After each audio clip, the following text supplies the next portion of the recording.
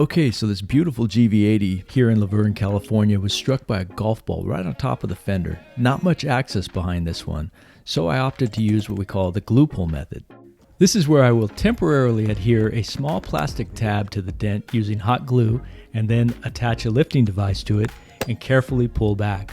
Using this process, I'll basically pull the metal slightly higher than level and then carefully flatten it out using a device called a knockdown tool. Repeating this process until the dent gradually disappears. Contrary to popular belief, dents like these don't just pop out. There's certainly much technique involved, as you can see, without causing harm to the paint or any irreversible damage.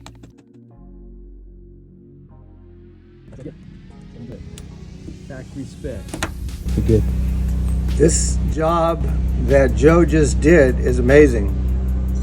Unfortunately, when I was driving last week, a golf ball hit my car right there. And it was my first dent on my brand new Genesis. And I didn't think it would ever come out. But after about an hour or so, or a little bit more, and he checked different ways to do it, he found the perfect way. And if you can find that dent, you're better than me. So I'm very proud of his work, and I recommend him 100%. And that's from a Vietnam veteran. You're the man. Thank you. You're the best. My clients are the best. If you too are picky about your car and you have a dent, you don't have to paint it.